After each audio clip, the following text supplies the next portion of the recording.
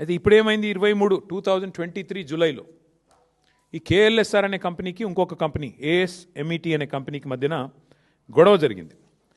గొడవ జరిగి ఇద్దరు కలిసి national company law tribunal NCLAT వాళ్ళని అప్రోచ్ అయినారు.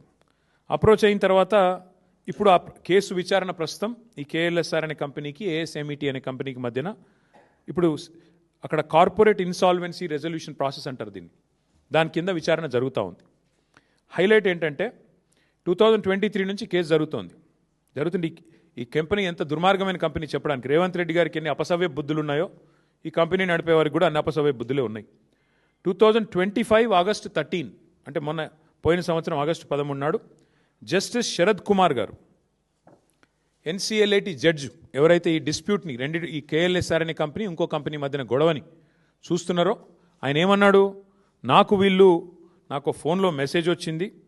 ఆ మెసేజ్లో స్పష్టంగా నన్ను అడుగుతూ ఉన్నారు, మీరు కేఎల్ఎస్ఆర్ అనే కంపెనీకి అనుకూలంగా తీర్పు ఇవ్వండి అని చెప్పి నా మీద ఒత్తిడి పెడుతున్నారు, అందుకే నేను తప్పుకుంటున్నాను అని చెప్పి జస్టిస్ శరద్ కుమార్ అనే వ్యక్తి ఎన్సిఎల్ఏటీలో ఉన్న పెద్ద ఆయన తప్పుకున్నారు. He రెక్యూజ్డ్ himself.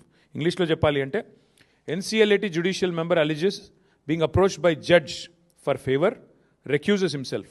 ఒక జడ్జి గారు, ఆ మెసేజ్ ఎవరో ఆషామాషి వ్యక్తులు పంపలేదు, ఒక జడ్జి గారు పంపారు. కాబట్టి ఈ ఒత్తిడి నేను తట్టుకోలేను అని చెప్పి ఈ జస్టిస్ శరద్ కుమార్ గారు ఎన్సిఎల్ఏటీ నుంచి తప్పుకున్న వార్త. ఇది కూడా అన్ని పత్రికల్లో వచ్చింది. ద హిందూ అనే పత్రికల్లో ఇది వచ్చింది. తర్వాత ఈయన తప్పుకున్నారు. ఇది ఎవరు ఒత్తిడి తెచ్చారు?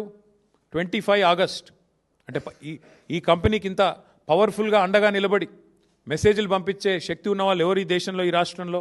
మీకు తెలుసు, నాకు తెలుసు. ఎవరి కారు అయితే వారు వాడుకున్నారో ఇక ఆ వ్యక్తి ముఖ్యమంత్రి రేవంత్ రెడ్డి గారు.